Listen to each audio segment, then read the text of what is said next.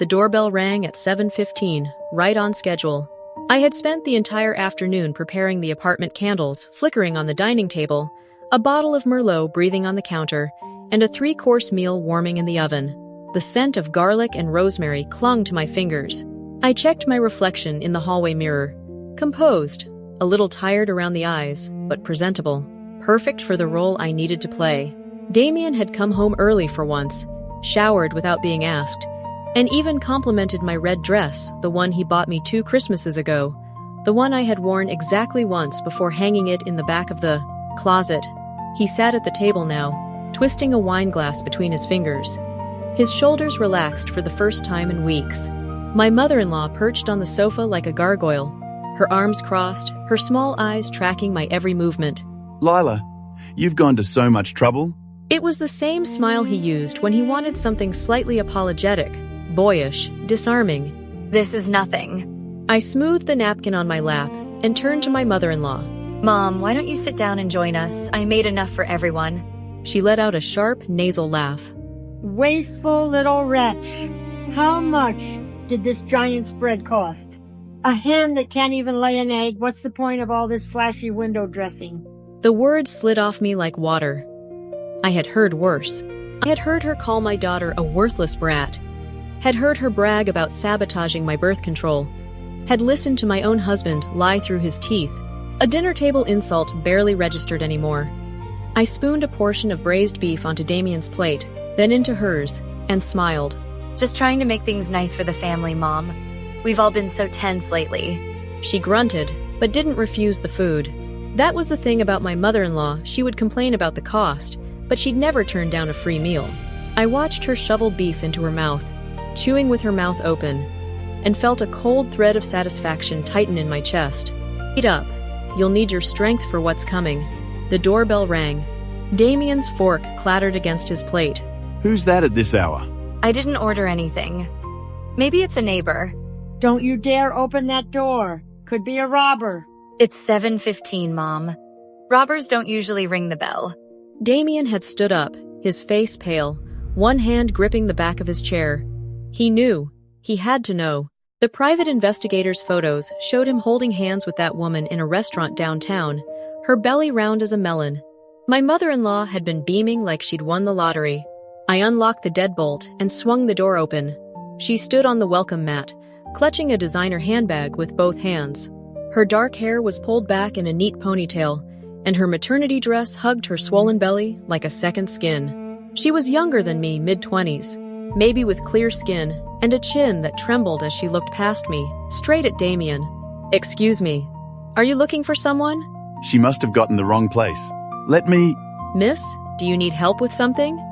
My husband and mother-in-law are both home. They can assist you."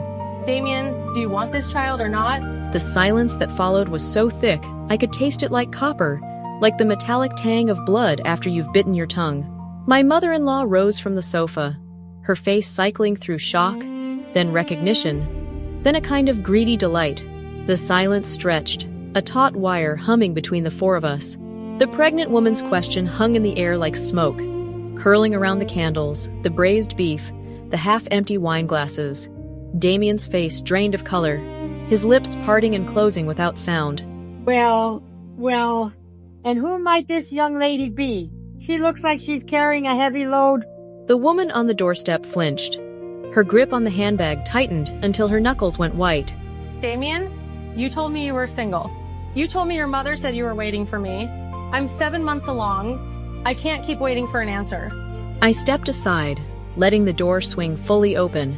Please come in. We were just sitting down to dinner. You must be hungry. The woman hesitated.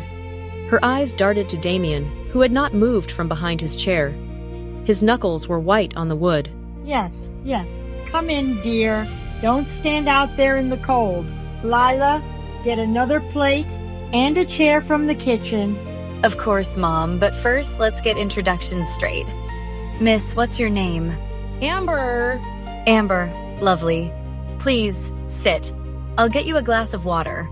Or perhaps some milk? For the baby. Sit here, sweet girl. You must be exhausted. Damien, why didn't you tell me you had such a lovely friend? Mom, it's not what you think. Amber is she's a co-worker. She must be confused. Confused about the ultrasound pictures you saw last week, about the apartment you've been paying for, about the name we picked out. Oh my, look at that. A boy, clear as day. See that little thing there? That's a boy, all right. Understand what exactly? That my husband has been keeping a second household? That my mother-in-law helped him sabotage my birth control? My birth control so I'd have a daughter she didn't want, and then he'd have a son with someone else? Is that what I'm supposed to understand? Amber's face went pale. She looked at my mother, then at Damien. You said she was infertile after the first. You said she couldn't have another... My mother laughed, a sharp cackle. She can't. Not anymore. I made sure of that. She patted Amber's hand. You, dear, are the future. A son. Finally. Damien finally moved, stepping around the table. Mom, stop talking. Lila, I can explain. It wasn't supposed to happen this way. Amber, she got pregnant by accident. I was going to tell you. I was going to be fair. You were always so cold, so distant. You never wanted another child. I never wanted another child because I knew you'd discard me the moment I didn't give you a boy. My voice came out steady, calm, like the surface of a frozen pond. I knew from the moment my daughter was born that I was a disappointment. And when your mother switched my pills, I knew exactly what she was doing. I let it happen. I had my daughter, and I stopped. You stopped? Damien's eyes narrowed. You mean you went back on birth control without telling me? I took control of my own body for the first time in years. I set the wine glass down, watching the ruby liquid catch the light. And now I'm taking control of everything else. My mother-in-law's smile faltered. What are you talking about? You have nothing. You're a housewife with a daughter nobody wants. You think you can just walk away? I don't think. I know. I reached into the pocket of my red dress and pulled out a folded piece of paper, crisp and official. I laid it on the table next to the ultrasound images. This arrived this morning, certified mail. Damien stared at it. What is that? A confirmation letter from the Powerball Commission. My ticket, purchased 3 days ago, matched all 6 numbers. The grand prize is $50 million. After taxes, it's roughly $32 million. I smiled, a real smile, one that reached my eyes and stretched my lips thin. I used my daughter's birth date. The date you both tried to pretend didn't matter. Silence! The candle flames flickered. The braised beef cooled on the plates. My mother-in-law's face cycled through confusion, disbelief, and then a dawning horror that settled into a mask of rage. You're lying. You're a liar. You've never had a lucky day in your life. I'm not lying. The number is for the claims office. Call them, they'll confirm. I tapped the paper. I already have an appointment for Monday morning to finalize the transfer. By Monday afternoon, I will be a multimillionaire. And you, Mom, will be out of my house, out of my life. Amber's mouth hung open. She looked at the ultrasound, then at the letter, then at Damien. She's rich? She's bluffing. She can't be. She's never played the lottery. I started playing when I found out about Amber. I needed an exit strategy. And I found one. The numbers came to me in a dream. Or maybe it was just desperation. Either way, they won. My mother-in-law's hands trembled. She clutched the ultrasound images to her chest, as if they were a shield. You can't do this. This house, Damien's name is on the deed. You can't kick us out. The house was bought with my savings and my salary. Your son's name is on the deed because I trusted him. That trust is gone. I have a lawyer, I have proof of money, and I have a daughter who deserves better than a grandmother who called her a worthless brat. Amber stood up, knocking her chair back. Her face was splotchy with tears and anger. I didn't know. He told me you were leaving you. He said you were cold, that you didn't love him, that you only wanted a child for his money. He lied to me. I said. It's the only skill they share. Damien grabbed my arm. His grip was tight, desperate. Lila, please. We can work this out. The money, we can share it. Raise both children together. A boy and a girl. That's what you wanted, right? No, Damien. That's what your mother wanted.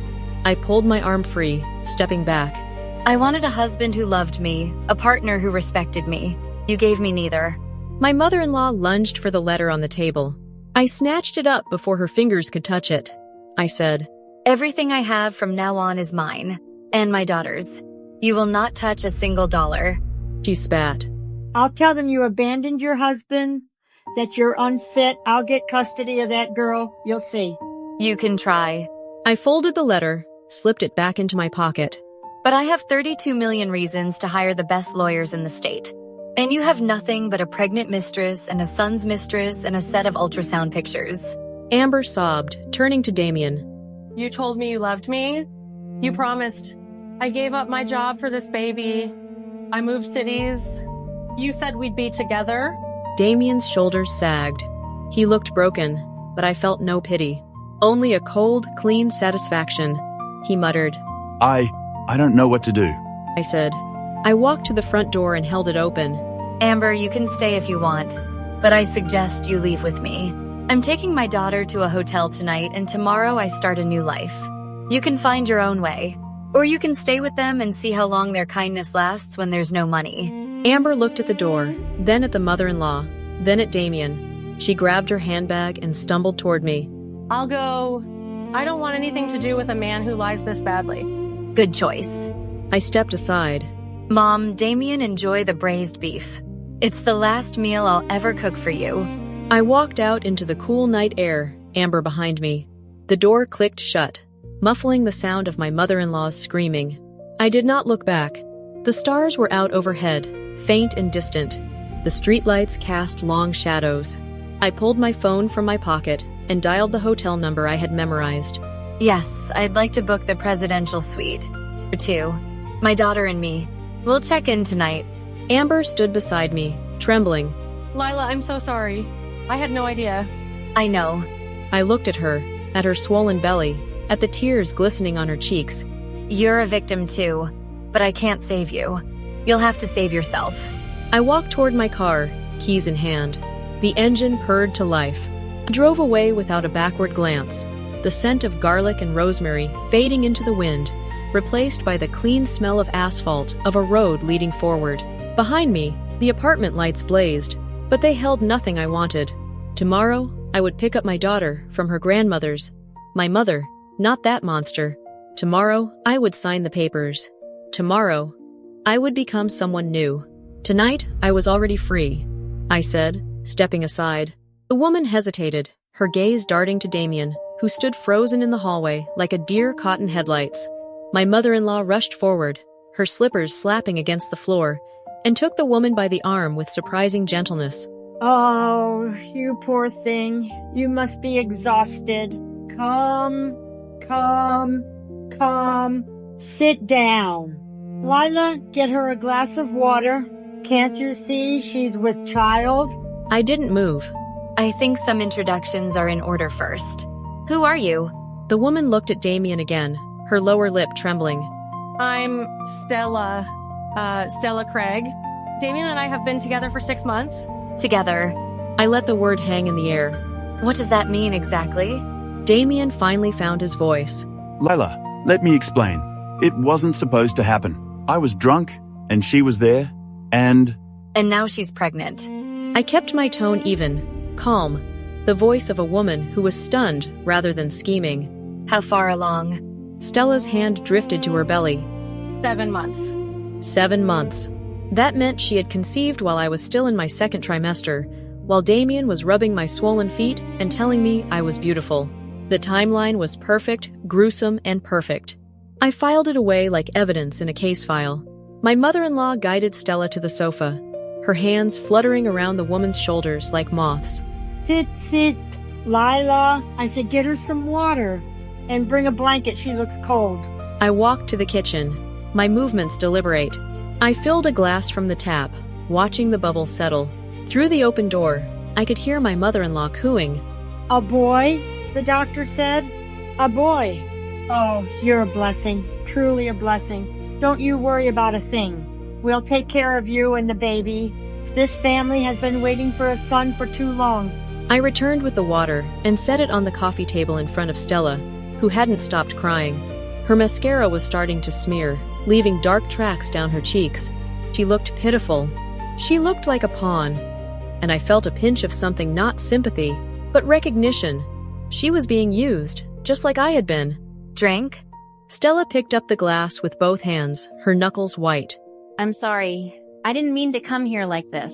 But Damien stopped answering my calls. He said he would leave you, but he never did. And I can't raise a baby alone.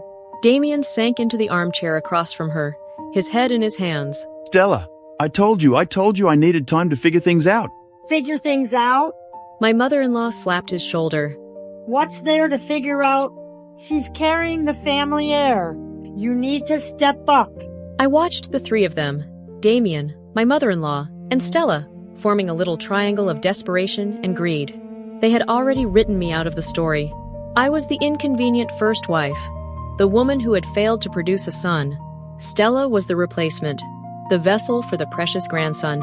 But they didn't know about the Powerball ticket, the $50 million waiting for me at the lottery office. Crisp and clean and untouchable until the divorce was finalized. I folded my arms and leaned against the wall. So what's the plan, Damien? Are you divorcing me? He looked up, his eyes red-rimmed. Lila, I never wanted this. But here we are. My mother-in-law stood up, squaring her shoulders like a general preparing for battle.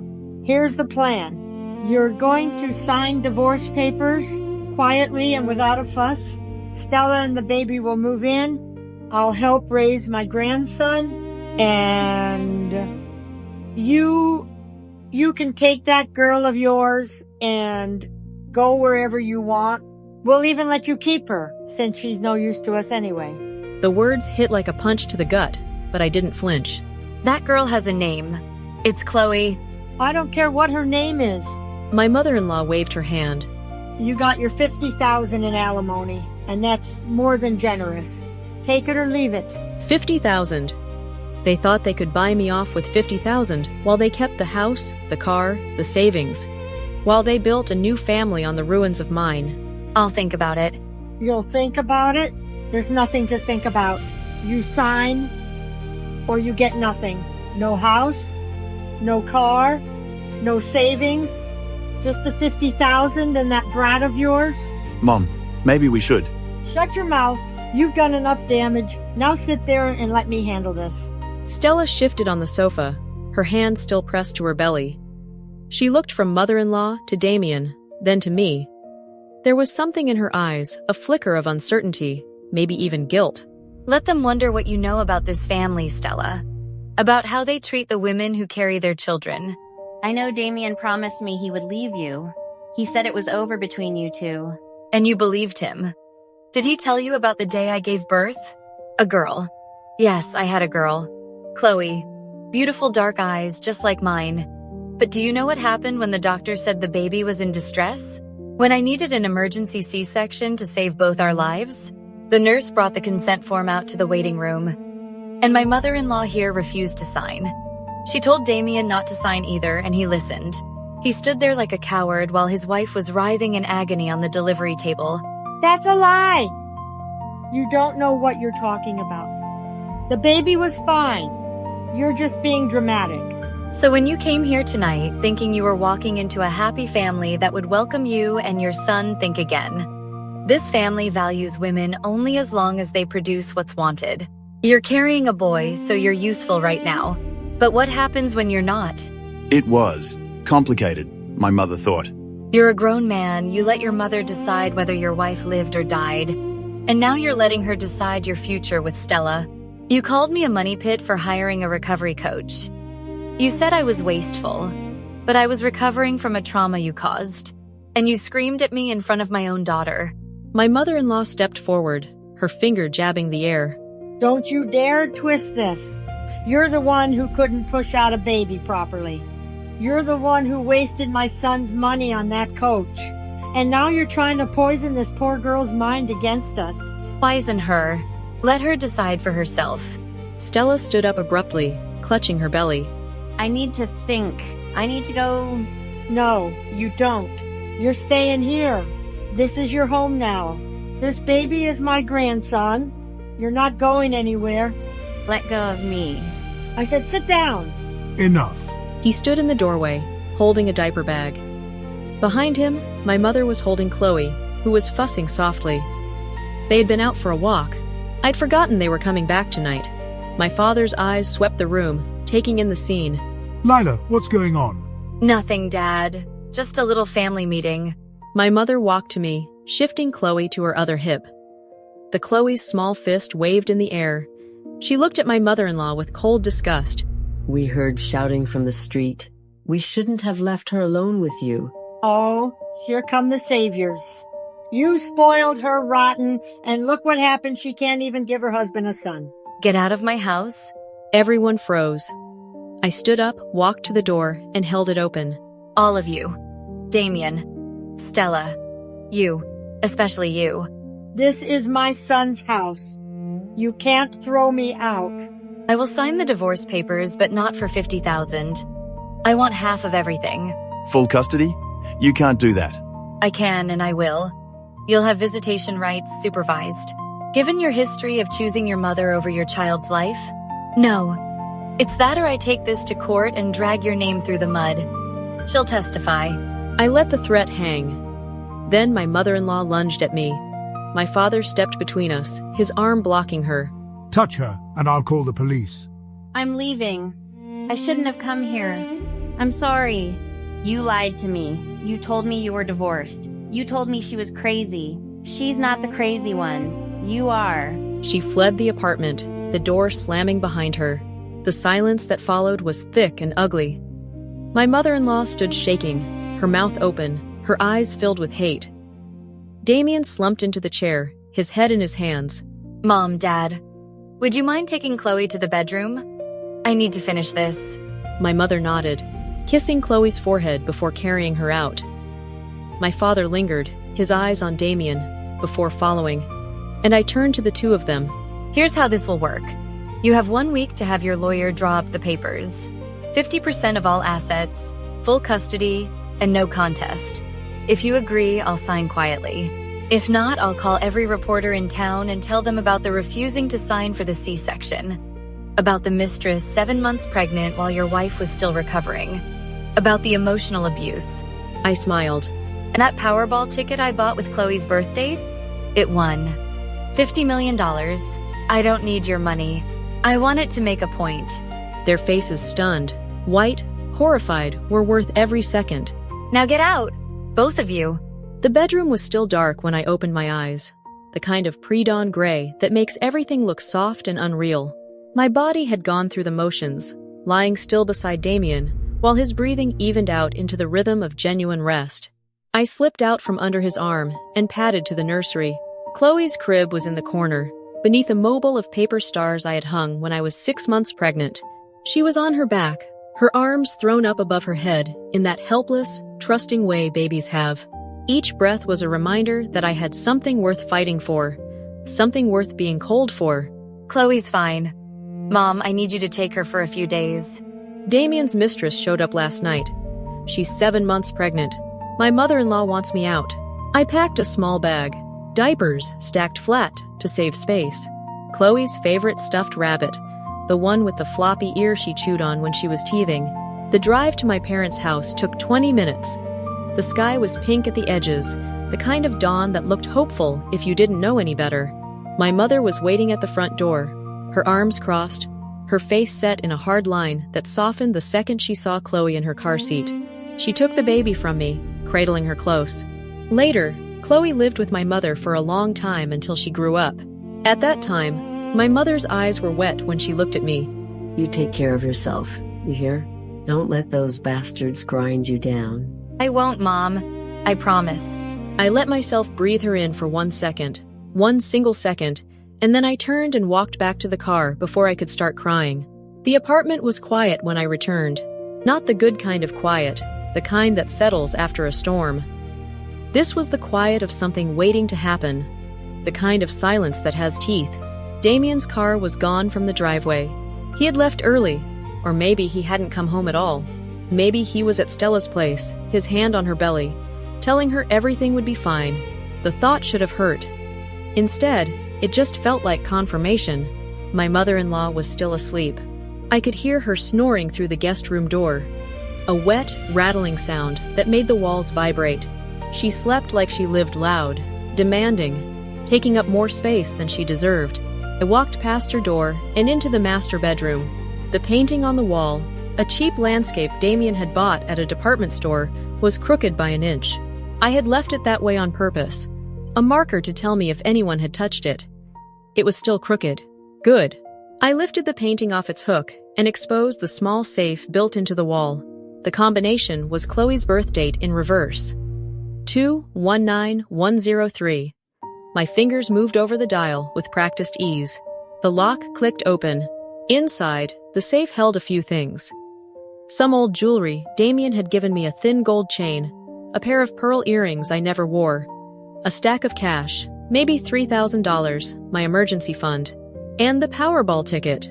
I picked it up. The paper was warm against my fingers, warm as if it had been generating its own heat. The numbers were in my handwriting, a little rushed, a little uneven. 0312191434. Powerball 08. Chloe's birth date. Rearranged. The 12th of March 2019. 2:34 p.m. 8 pounds even. $50 million. I traced the numbers with my fingertip, feeling the slight indentation where the pen had pressed into the paper. $50 million meant a new house in a neighborhood where the neighbors didn't gossip. It meant a college fund for Chloe that could buy her a dozen degrees. It meant my mother could retire. It meant I could disappear from Damien's life so completely that he would spend the rest of his days wondering what hit him. I sat at the kitchen table with the ticket spread out in front of me. The apartment was silent, except for the hum of the refrigerator. I pulled a notebook from the drawer and started making a list. Divorce lawyer, real estate agent, a plan to transfer the winnings. The ticket was technically purchased during the marriage. That was the problem. Community property laws could mean Damien had a claim to half of it. But if I waited, if I filed for divorce first, there was a chance I could keep it all. It would take a good lawyer, a great lawyer. 9 o'clock, I called the number I had saved under a fake name. Linda Maxwell, family law specialist. The name was real. The contact was stored as Janet's Catering in my phone, just in case Damien ever went through it. Linda Maxwell's office. This is Lila Craig.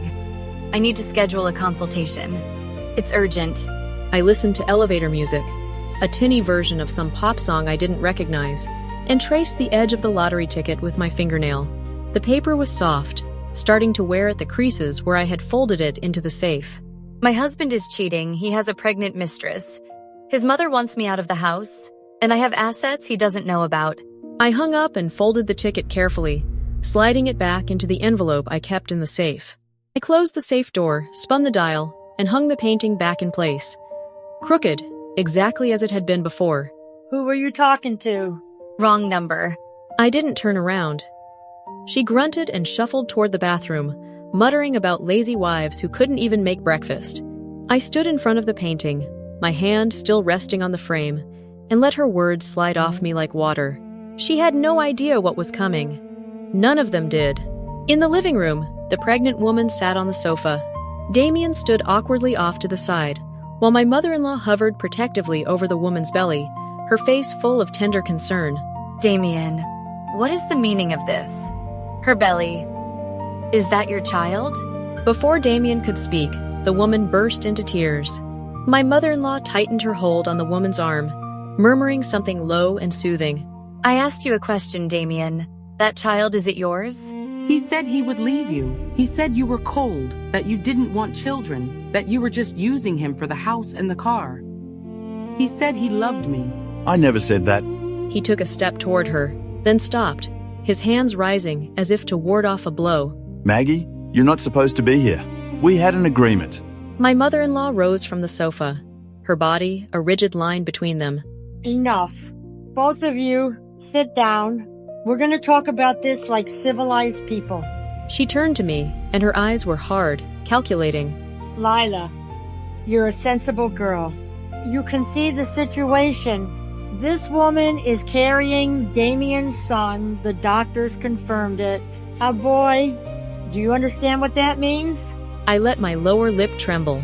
It means you've been planning this behind my back. Planning? She laughed. A short, ugly sound. We didn't plan anything. Damien made a mistake, and now there's a consequence. A consequence that can give this family what you could not She gestured at my flat stomach with a flick of her wrist. You've had years and nothing? Maggie here got pregnant in 3 months. That's nature telling you something. Damien grabbed his mother's arm. Mom, stop. This isn't helping. Helping? She shook him off. I'm trying to save this family. Lila, I'm not asking you to accept this gracefully, but I am asking you to be practical. If you divorce Damien, you get nothing. You signed a prenup, remember? But if you stay, we can make this work. Maggie can have the baby somewhere quiet, raise it. You can keep your house, your car, your allowance. Nobody outside this room needs to know. The pregnant woman Maggie let out a strangled cry. You promised I would be his wife. You said once the baby was born, you would make him divorce her. My mother-in-law's face tightened. I said no such thing. I said we would take care of you and the child. There's a difference. I watched the scene unfold with the detached clarity of a spectator at a play. The candle on the table guttered, sending a ribbon of smoke toward the ceiling. The smell of the roast I had prepared beef with rosemary, Damien's favorite, still hung in the air, mixing with the sharp scent of Maggie's perfume and the stale undertone of my mother-in-law's denture cream. Every detail sharpened, the way Damien's collar was crooked, the smear of lipstick on Maggie's chin from the tissue. I let the silence stretch until it became unbearable. Then I spoke, soft and slow. You're right about one thing, Mother. I am practical. I walked to the sideboard and opened the drawer where I had placed the manila envelope. My hand was steady as I pulled it out, the paper crinkling loud in the quiet room. I hired a private investigator 3 weeks ago, after I found the hotel receipts in Damien's coat pocket. I have photographs. I have text message transcripts. I have bank statements showing the apartment you rented for her in your name, Mother. The color drained from my mother-in-law's face. She took a step back, her mouth opening and closing like a fish gasping for air. Damien's head snapped toward me. Hide someone? You were spying on me? I was protecting myself. I laid the envelope on the table, next to the wine bottle. You think I didn't notice the way you started coming home late? The way you smelled of a different soap? The way your mother suddenly stopped nagging me about children? I laughed, a hollow sound that surprised even me. I'm not stupid. I just wanted proof. Maggie rose from the sofa, her hand pressed to her belly. Her face was pale, and her voice came out in a whisper. You knew all along, and you still invited me here tonight? I invited you so we could all have a conversation, face to face, without any more lies. I turned to Damien, and this time I let the mask slip. The tremor in my voice was gone, replaced by a flat, cold calm. You told me you wanted to work on our marriage. You told me you would be patient. And the whole time you were screwing her and promising her the world. So let's be honest now. What do you actually want? Damien's face cycled through a dozen emotions in the space of a breath: anger, shame, panic, something that might have been relief. He ran a hand through his hair, and I saw the shine of sweat on his forehead. I don't know what I want. That's not an answer. Lila, please. He stepped toward me, his hands outstretched. I messed up. I know I messed up. But we can fix this. We can find a way to make this work. The baby doesn't have to change anything between us. My mother-in-law let out a sharp bark of laughter. Are you out of your mind? You want to keep her and pretend the baby doesn't exist? That's your grand plan? Maggie started crying again, but this time it was different, angrier, louder. I am not going to be your dirty secret. I didn't go through months of morning sickness and having my mother disown me just to be hidden away in some rented apartment. If you don't marry me, I will go to the police. I will tell them you forced me. I will tell them your mother threatened me. You wouldn't? My mother-in-law's voice dropped to a growl. You have no proof.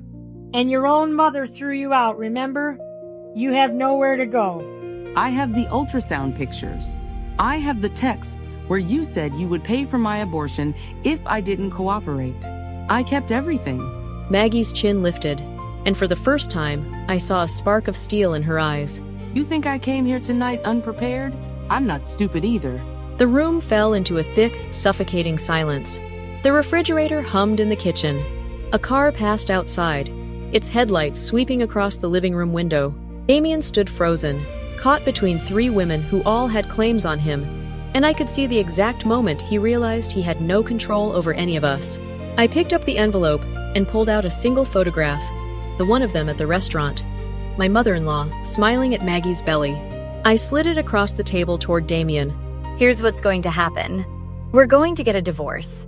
I want the house, the car, and a lump sum settlement that covers my living expenses for the next 5 years. In exchange, I will not give these photos to your boss, to your partners, or to the press. And I will not report you for fraud or coercion or any of the other lovely things I could think of. My mother-in-law scoffed. You can't prove fraud. I don't need to prove it in court. I just need to ruin his reputation. And yours. The family company has enough enemies that one anonymous tip about a backstreet surrogacy arrangement and a mistress being threatened would be enough to start an investigation. I know as well as I do that the business can't afford that kind of scrutiny. Damien's face went slack. You would. I would. I held his gaze. I have nothing to lose, Damien. You took everything from me when you decided to cheat my trust, my dignity, my hope for a family. But I still have my brain, and I still have that envelope. So I'm going to sit down at that table and you're going to write me a check for the amount I tell you, and then you and your mother and your pregnant mistress are going to leave this house, and I never want to see any of you again. Maggie wiped her nose with the back of her hand. I turned to face her fully. What about me? What happens to me in this plan? Up close, she was younger than I had expected. Maybe 22. 23, with a round face and acne scars along her jawline. She looked tired and scared, a girl who had been promised a future and was now watching it crumble. That's up to you. You have the evidence of threats. If you want to press charges, I'll testify that I heard your conversation tonight. If you want to take the money, Damien's money, and disappear, that's your choice. But I should know. He lies. He will always lie, and his mother will always protect him over you. Her lips pressed into a thin line. She looked at Damien, then at my mother-in-law, and something in her expression hardened. She nodded once, small, almost imperceptible. Damien sank into a chair. His could not meet anyone's eyes. Fine. How much? I told him. His face went white, but he didn't argue. He reached into his jacket pocket and pulled out a checkbook. He wrote the check with a shaking hand, and I took it, folded it, and slipped it into the envelope with the rest of the evidence. Now leave. My mother-in-law opened her mouth to say something, probably another curse, but I pointed at the door. She grabbed Maggie by the elbow and dragged her toward the entrance. The door clicked shut behind them. I stood alone in the living room, surrounded by the remnants of a dinner I had never intended to eat. The candles had burned down to wax puddles. The roast sat cold and congealed on the table. I picked up my phone and dialed my mother's number. It done. I'm coming to pick up Chloe tomorrow. Are you all right? My mother's voice crackled with concern. I'm fine. I'm better than fine. I'm free. I looked at the check in my hand, at the zeros printed neatly in a row. Damien, you bastard. You don't even have the guts to acknowledge your own son. Fine. I'll go to the hospital right now and get rid of him. Better than being born to a fatherless life? Hearing that, my mother-in-law nearly had a heart attack. She frantically began soothing Haley, her hands fluttering like panicked birds, then turned to me with a stony face and declared. I ignored her and looked only at Damien, my voice trembling. Damien averted his gaze, refusing to meet my eyes. Oh, wonderful! So now the blame was entirely on me. I sneered inwardly, but outwardly, I kept my composure. Wiping away a tear, I let out a mournful, broken smile. Haley's face instantly lit up with joy. My mother-in-law practically jumped up and shouted. I laughed coldly in my heart. We'll see who ends up regretting it. Damien's face flickered. Chloe is my daughter. How can you bear to let her grow up without a father? I smiled. If you don't, then the precious grandson your mother's been dreaming of will be born an illegitimate child. These words stabbed straight into Haley's heart. She sidled up to Damien and wrapped her arms around his, her voice sugary and soft. Darling, I want our son to grow up in a real, complete home. At the same time, my mother-in-law was fanning the flames from the other side. She's nothing but a worthless little brat. Just let her go. Who cares? You still have your son, and I still have my grandson. Damien ground his teeth and finally said, Fine. I'll agree to give you custody of Chloe, but the compensation gets cut in half. Otherwise, no deal. I scoffed internally. Of course, he still couldn't bear to part with the money. Too bad he had no idea. I didn't give a damn about that measly amount. I turned to Haley, who was still clinging to Damien's arm, her eyes shining with triumph. Then you can start by paying child support from this month onward. Just deposit it into my account on time. Haley's face curdled as if she had swallowed a fly. My mother-in-law seized the opening immediately. You think you can waltz off with my granddaughter and a chunk of my son's money? Ha! You're nothing but a gold digger who couldn't even give him a proper heir. Chloe's better off without a mother like you. She'll learn to be a real woman from Haley. I let the words hang in the air, feeling the late autumn wind cut through my thin jacket. The courthouse steps were cold beneath my heels, and the concrete smelled of damp leaves and exhaust fumes from the traffic beyond the iron gates. Haley's perfume, some cloying floral I recognized from the name, mixed with the acrid scent of Marlene's cheap hairspray. I took a slow but not a step back. Real woman? I repeated, letting my gaze travel slowly over Haley's face. Her cheeks were flushed with victory, but her eyes flickered when they met mine. Is that what we're calling it now? Because from where I'm standing, a real woman doesn't have to steal someone else's husband to feel whole. She builds her own life. Haley's smile tightened. She pressed herself closer to Damien, her manicured nails digging into the sleeve of his jacket. I didn't steal anything, Lila. You lost him all on your own. You were too busy with your books, your little projects, neglecting him. A man needs warmth, not a cold bed. Damien shifted his weight, his jaw working. He didn't look at either of us. Instead, he stared at the divorce certificate in his hand, as if it were a map to a place he'd never visit. I laughed a short, brittle sound that startled a pigeon from the courthouse railing. Neglect? You mean I was raising our daughter and working 2 jobs while he was out finding warmth with you? Don't twist the story, Haley. I've got the text messages, the hotel receipts, the credit card statements he used to buy you that bracelet you're wearing right now. Haley's hand instinctively flew to her wrist, covering the thin gold chain. Her eyes widened for a fraction of a second before she recovered. You're lying. Am I? I reached into my purse, not my purse, but the pocket of my coat, and pulled out my phone. I didn't unlock it, just held it up. Want me to scroll through the photos? I saved every single one, just in case you tried to pull something like this after the divorce. Marlene's face went pale. She grabbed Damien's arm. Son, she's bluffing. She wouldn't. She's just trying to make trouble. Damien finally looked at me. His eyes were tired, the lines around his mouth deeper than I remembered. Lila, please. It's over. Don't make this uglier than it already is. I tapped the screen of my phone once. Oh, I'm done. I'm just making sure Haley understands that if she ever tries to come after my custody of Chloe, or if any of you try to smear my name, I have enough evidence to make your lives a living hell. The divorce is signed. The compensation is in my account.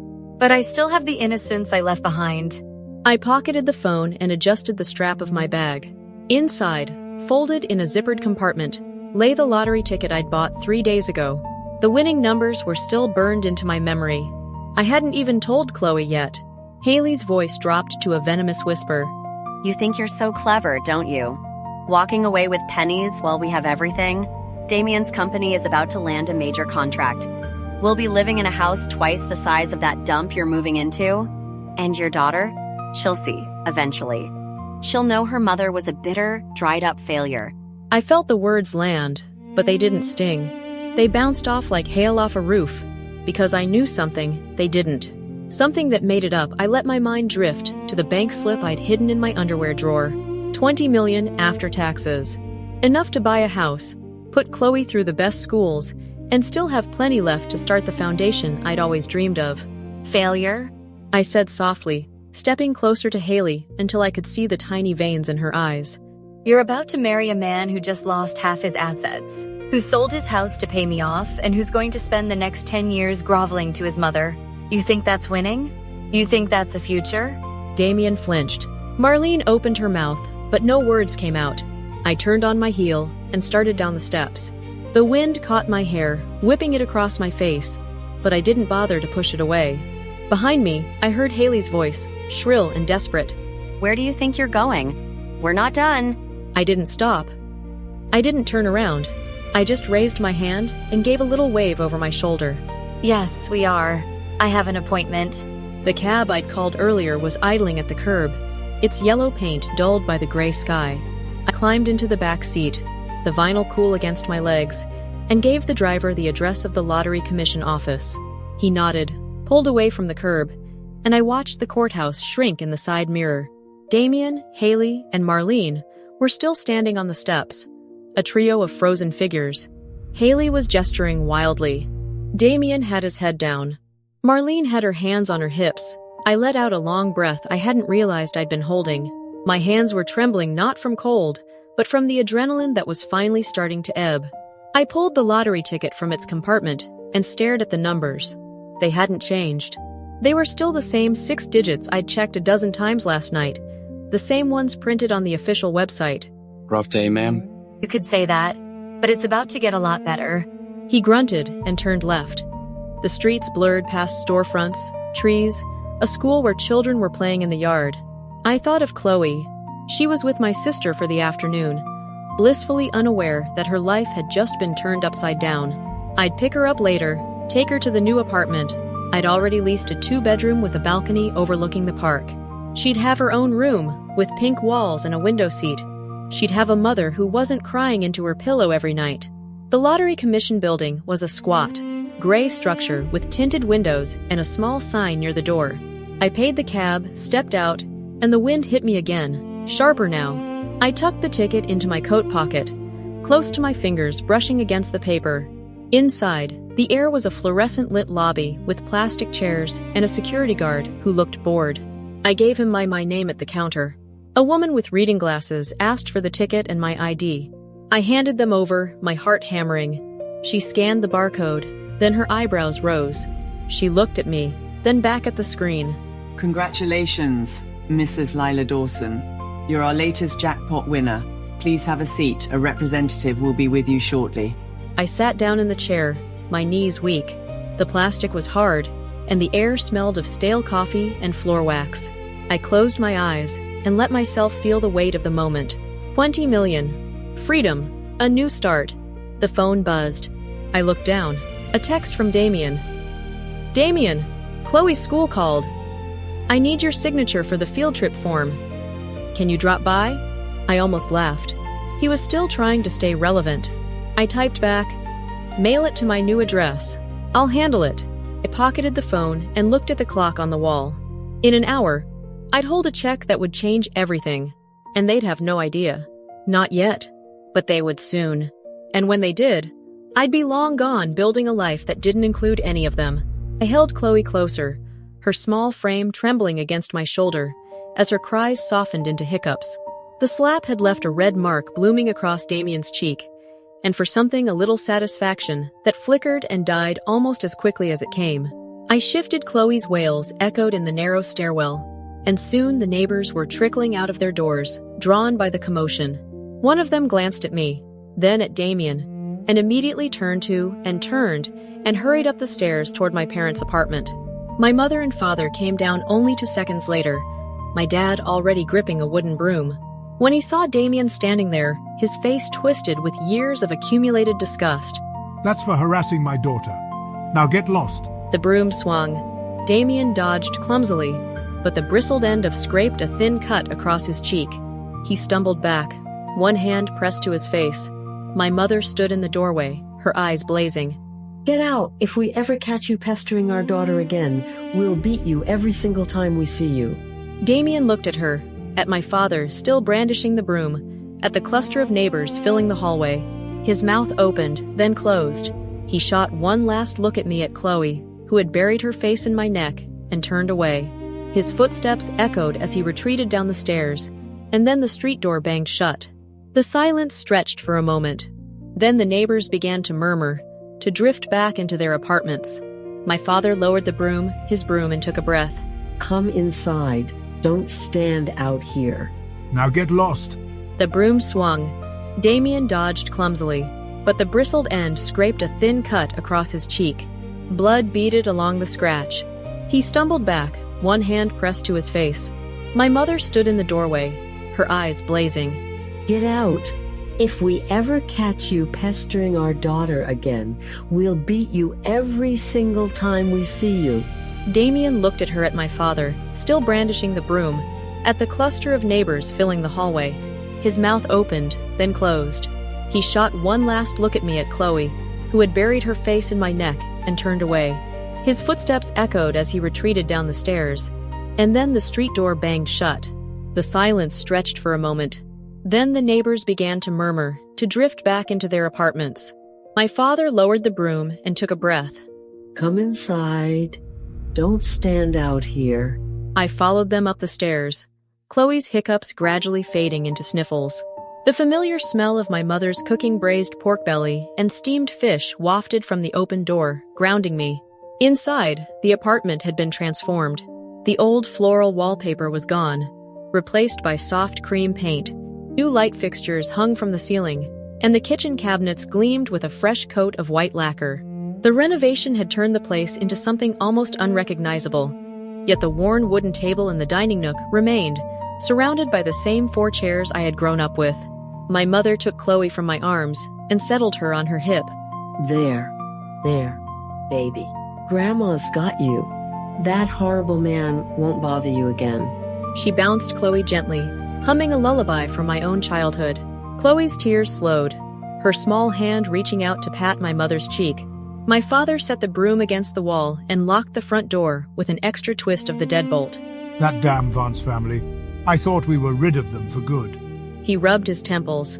Lila, you need to be careful. He saw the car. He knows something changed. I know, Dad. I followed them into the kitchen, where the aroma of the meal was strongest. But it's my business. Not his, not theirs. My mother turned from the stove where she was stirring a pot of soup. Still, he'll come sniffing around again. Men like him don't let go when they see a woman doing better. She glanced at me, with worry etched into her features. How did he even find you here? Does he know about the new apartment? I shook my head. He came here hoping to catch me, probably. The old place is the only address he knows. I made sure not to list the new one anywhere. Good. Keep it that way. She ladled soup into bowls and set them on the table. Come eat. Both of you. Chloe, you want some of Grandma's soup? Chloe nodded, her eyes still red, but curiosity returning. She slid into her usual seat, the one with the padded cushion my mother had sewn years ago. I sat down beside her, my father across from me. The meal began quietly. My mother spooned rice onto each plate, then added generous portions of meat and vegetables. First bite of braised pork melted on my tongue, familiar, comforting, the taste of home. Chloe ate with more enthusiasm than I had seen in weeks, her appetite returning under the warmth of my parents' care. My father broke the silence. So the apartment you bought, it's ready? All set? Yes. Turnkey. I moved in last week, 3 bedrooms, 2 baths. The school district is the best in the city. Chloe can start kindergarten there next year. Good. And the money? You've got it secured? Savings accounts across 5 banks. The interest alone covers our daily expenses. Plus, I kept a buffer for emergencies. You're smart, Lila. Always were. But that man, he's not going to just disappear. And his mother, that Marlene, she'll be spitting nails when she hears you're driving a new car and living in a luxury apartment. My mother snorted. Let her spit. What can she do? They have no claim on Lila's money.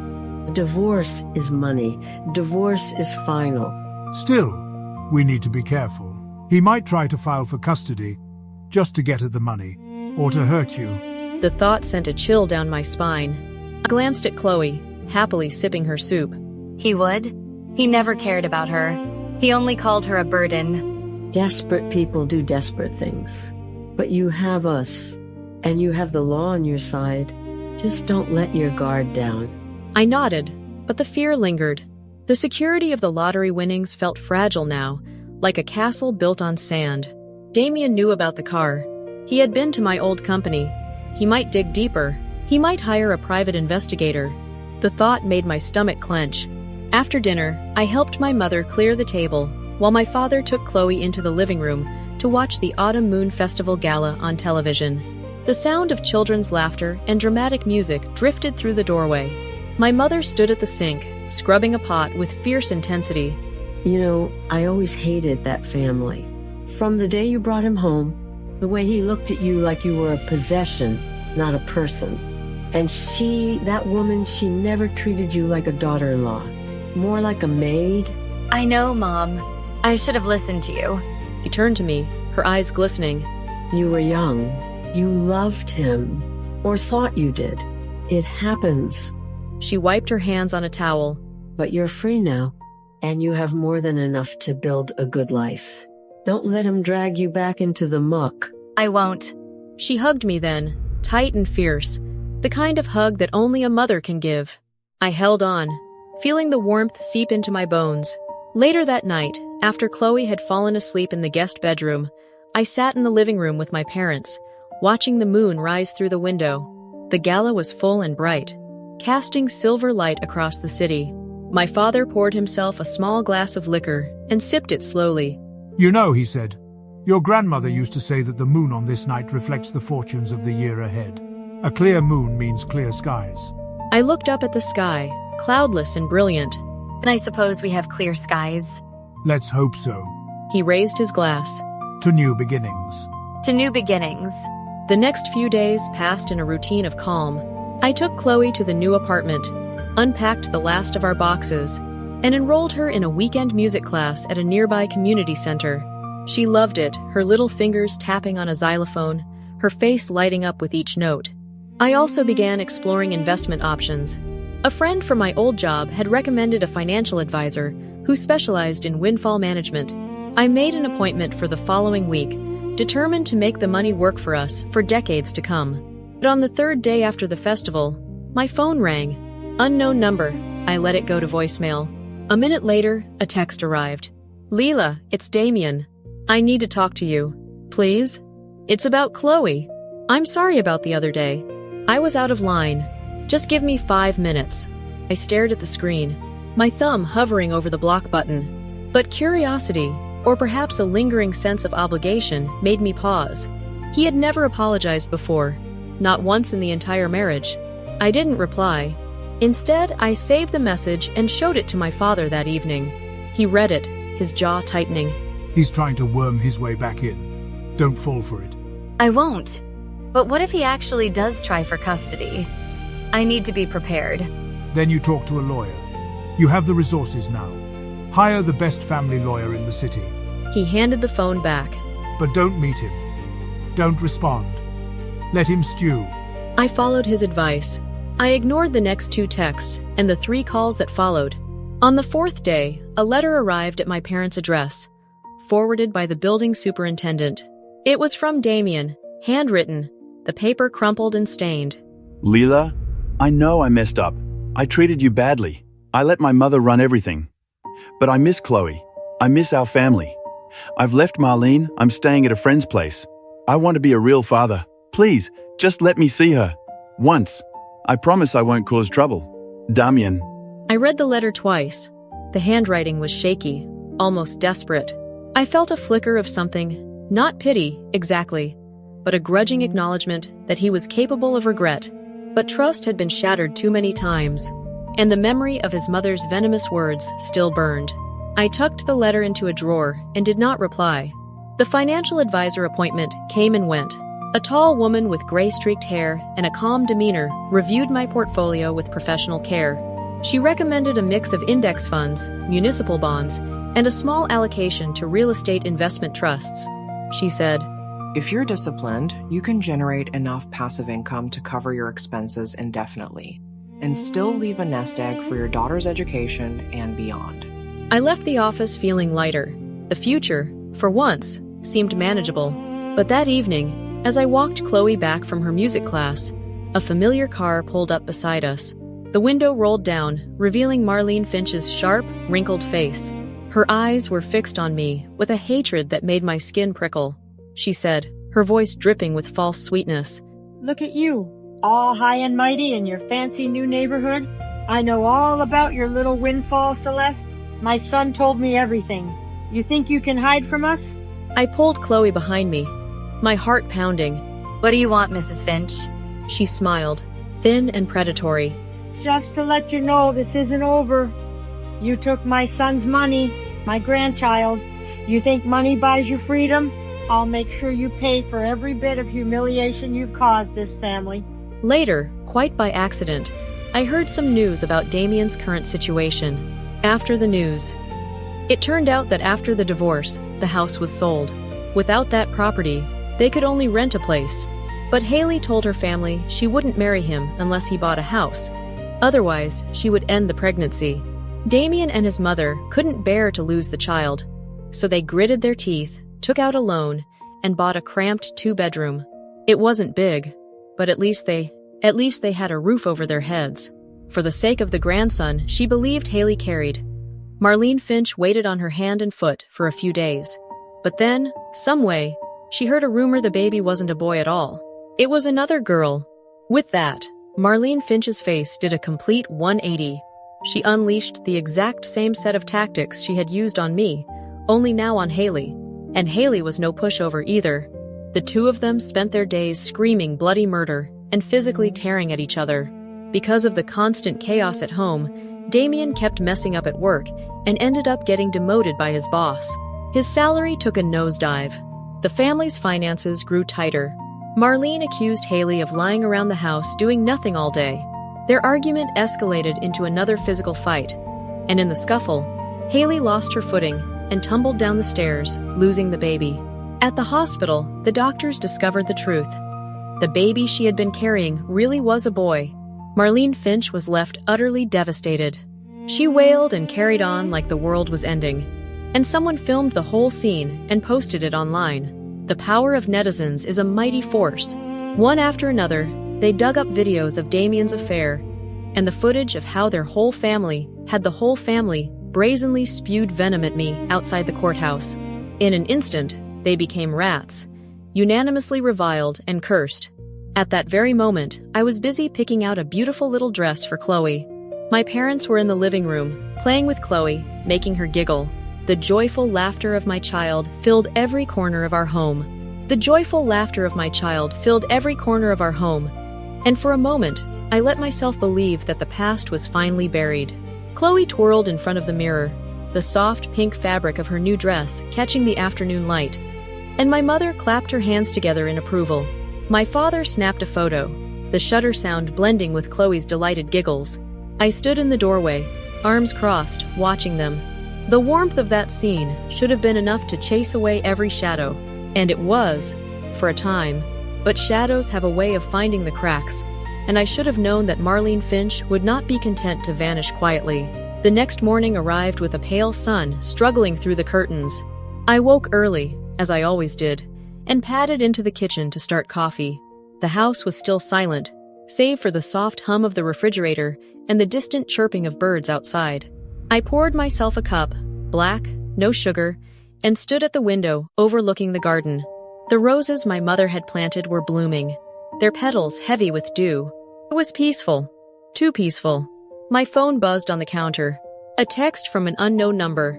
You think you can just ignore me? I will be outside your gate every day until you talk to me. I deleted it without responding, but my hands trembled slightly as I set the phone down. I knew that tone. That was Marlene through and through. She had never understood the word no. She had never accepted that her reign over my life was over. And now, stripped of her grandson, stripped of her son, stripped of the life she had clawed for, she was scrambling. Desperate people do desperate things. I did not tell my parents about the message. There was no point in worrying them. Instead, I went through my morning routine with practiced calm, waking Chloe, brushing her hair, making her favorite pancakes. She ate her cereal in the cheerful silence, kicking her legs under the table, and I kissed her forehead before dropping her off at kindergarten. The security guard at the gate gave me a nod as I drove past, and I forced a smile. Everything was normal. Everything had to be normal. That woman from yesterday, she came back. Stood at the entrance for about an hour, shouting your name. We told her to leave, but she refused. Eventually she walked off, but she kept looking back over her shoulder. I thanked him and told him to call the police if she showed up again. He nodded, but I could see the doubt in his eyes. He did not believe that one call would stop her. Neither did I. The drive home was quiet. Chloe chattered in the back seat about her day, about a friend named Lily and a missing red crayon, and I made the appropriate sounds of interest, but my mind was elsewhere. I was calculating. Marlene had always been relentless. She had hounded me for years, wearing me down with constant criticism and manipulation. The only reason she had stopped was because I had gotten away from her. Now she had found me again. The thought settled into my stomach like a cold stone. That night, after Chloe was asleep, my mother found me sitting in the living room, staring at the dark television screen. She sat down beside me, her hand light on my knee. You are thinking about her? I nodded. She is not worth your peace, Lila. You know that. I do know it. But knowing does not stop the fear. She has no limits. She will do anything to get what she wants. Then we will be ready. We will not let her near you or Chloe. Not ever again. I leaned into her. She smelled like lavender and safety. For a moment, I let myself rest there. But the rest did not last. 2 days later, I saw Marlene again. This time, she was not lurking at the gated community entrance. She had found out where Chloe went to school. I pulled into the pickup line and spotted her immediately. A gaunt figure pacing the sidewalk opposite the entrance, her gaze fixed on the cluster of children emerging from the building. My heart stopped. I slammed the car into park and jumped out, ignoring the honking from the car behind me. I crossed the street without looking, and she saw me coming. There she is, my daughter-in-law. You need to leave. Right now. I am just watching. A grandmother has the right to watch her granddaughter, does she not? Chloe is not your granddaughter anymore. You gave up that right years ago. You think you are so high and mighty, living in your fancy house, driving your fancy car, but I know things about you, Celeste Hart. I know things that would make the newspapers. You can threaten me all you want, Marlene. But if you come near my daughter again, I will have you arrested. No warnings. No second chances. You think the police will protect you? They could not even protect my grandson. I killed my own grandson. You think I care about the law? Her voice cracked on the last word, and I saw something in her eyes that I had never seen before. It was not anger, not malice. It was grief. Raw, unprocessed, festering grief. She had destroyed everything. She loved, and she could not live with it. So she had come looking for someone else to destroy.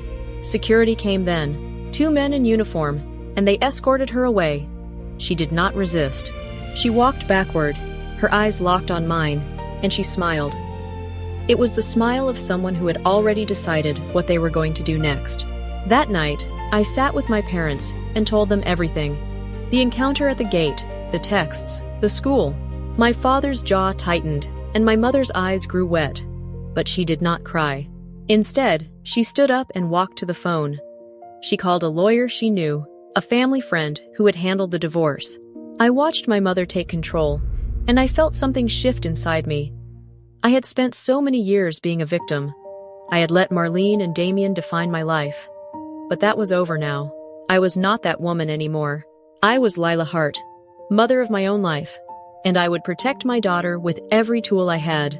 The next day, I drove Chloe to school using a different route. We took the side entrance, and I watched her walk through the door before I left. I did not see Marlene anywhere, but I knew she was out there, nursing her wounds, planning her next move. I returned home and sat at the kitchen table with a cup of coffee. My phone buzzed. Another text from an unknown number. You cannot hide from me forever. I typed a response. Watch me. Then I blocked the number. I finished my coffee, washed the cup, and went to check on the garden. The roses were still blooming. The sun was still shining. And in the living room, a little girl was laughing at a cartoon. That was what mattered. That was what I would fight for. And I would not lose. My daughter sat in the child safety seat I had specially installed just for her, peering curiously at Marlene Finch outside the window, her small hands pressed against the glass, her breath fogging it in soft puffs. Mommy, who is that? Just some crazy woman. I smiled and drove into the community. The gate slid shut behind me with a soft, mechanical sigh, sealing us inside the community. The rearview mirror showed Marlene Finch still standing on the sidewalk, her silhouette rigid against the gray February sky. She had not moved. Her arms hung at her sides, and even from this distance, I could see the unnatural stillness of her posture, like a mannequin left out in the rain. I pressed the accelerator a little harder than necessary, and the sedan lurched forward between the manicured hedges that lined the entry drive. Ella's breath continued to fog the window. She dragged a finger through the condensation, drawing a wobbly circle. She looked sad, Mommy. She's not sad, sweetheart. She's just different. I kept my voice light, but my fingers tightened on the steering wheel. The seatbelt cut across my shoulder. I adjusted my grip, forced my shoulders to relax. The community stretched ahead of us in neat, predictable rows. Identical mailboxes, identical lawns, identical porch lights flicking on as dusk settled. Street lamps hummed to life along the cul-de-sacs, casting pale orange pools onto the asphalt. We passed the Wilson's house. Mr. Wilson was on his front step, hosing down a clay pot that had held dead marigolds since October. He raised a hand. I raised mine back, the gesture automatic. Ella waved too, her small fingers splayed against the glass. Mr. Wilson's eyes lingered on the car a beat too long before he turned back to his chore. Why does she stand outside our gate? Ella asked. I glanced in the mirror again. Marlene was gone now, swallowed by the darkening street behind us, but her absence felt heavier than her presence. I don't know, baby. Is she gonna come to our house? No? No. I said it too quickly. No, she's not allowed. The road curved past the playground, empty at this hour. The swings hung motionless in the still air. A single piece of yellow construction paper was taped to the bulletin board near the community pool, probably a lost cat notice, or a reminder about the HOA meeting. I did not slow down. The tires hummed over the speed bump, and Ella's safety seat jolted gently. She giggled, then pressed her face back to the glass. Our house was the third from the end on Sycamore Lane. I pulled into the driveway and killed the engine. The garage door began its slow rumble upward, and I watched the shadows inside the garage retreat before the floodlight. Everything looked normal. The recycling bin stood against the wall, a stack of Amazon boxes beside it. The rake I had left out last weekend leaned in the corner. No one was hiding in the dark space behind the minivan's rear bumper. I exhaled. I got out of the car with Chloe and went home. Her hair smelled like strawberry shampoo and the faint mustiness of the car's air conditioning. I kicking off my shoes and locked the deadbolt. Can I have a snack? After you wash your hands. She slid off the counter and padded to the half bath, dragging a step stool over with the scrape of plastic on tile. The faucet ran. I leaned against the counter and stared at the window above the sink. It faced the front yard. Through the sheer curtain, I could see the street, the neighbor's hedge, the silhouette of a cat slinking along the fence line. No Marlene. I opened the refrigerator and pulled out a bag of baby carrots and a container of hummus. The normalcy of the action felt hollow. I arranged the carrots on a small plate in a fan pattern, the way Ella liked them. She came back, hands dripping, and I dried them with a paper towel. She took the plate to the living room and settled onto the rug in front of the coffee table, where a half-finished puzzle of a giraffe lay scattered. I stood in the kitchen doorway and watched her. Her small fingers picked up a piece with the giraffe's ear, turned it 3 times, and fit it into place. She did not look up. She did not ask about Marlene again. That was what worried me. I poured myself a glass of water and drank it standing at the sink.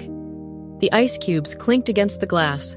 Through the window, the streetlights had fully come on now, casting long shadows from the mailboxes. A car passed Mrs. Delgado's blue sedan. I thought about Marlene Finch. About the first time I had seen her, 3 months ago, standing at the bus stop at the end of the block. The 3rd week, she started appearing at the community gate. Now she was a fixture. She never spoke. She never approached anyone. She just stood. And she always watched. I sat down on the couch, the cushions sighing under my weight. The clock on the mantel ticked. 7:32. Mommy, can we read about the bunny? I reached for the book on the end table. It was dog-eared, the spine cracked. We had read it 100 times. Ella climbed into my lap. She leaned her head against my chest, and I felt the warmth of her weight. I read the first page. The bunny went to the market. He bought vegetables. He lost his button. Ella traced the illustration with her finger. On the third page, I heard a sound from outside. It was faint, almost lost beneath the hum of the refrigerator and the tick of the clock. A scrape, like a shoe on concrete. Then nothing. I stopped reading. Ella looked up at me. What's wrong? Nothing, sweetheart. I just lost my place. I turned the page, but my ears were straining.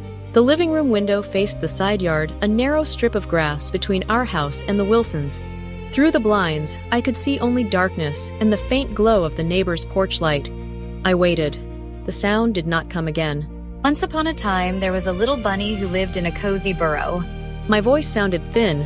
I read louder, as if volume could drown out the creeping certainty that someone was standing just outside. Ella did not notice. She yawned and closed her eyes. Her trust absolute. The bunny went to the tailor. The tailor fixed the button. The bunny went home. I closed the book. I carried Ella to her room, laid her in the crib, and pulled the blanket up to her chin. The kitchen was dark. I did not turn on the light. I went to the front door and checked the deadbolt. Locked. I pulled the living room curtain aside and peered out at the street. I saw it. A piece of paper, folded neatly, wedged under the windshield wiper of my car. In neat, blocky capitals, someone had written, "She is not your daughter." At the end of the street stood a figure in a gray coat. Marlene Finch. She is not your daughter. The words replayed in my mind. I took out my phone and scrolled through the contacts. I thought about calling the police, about reporting the note, about getting a restraining order. But what would I say? That a woman I had never spoken to had left a cryptic message on my car? That she stood at the gate and watched? That I was afraid. But I could not articulate why. I put the phone down. I went to the front window again. The street was empty.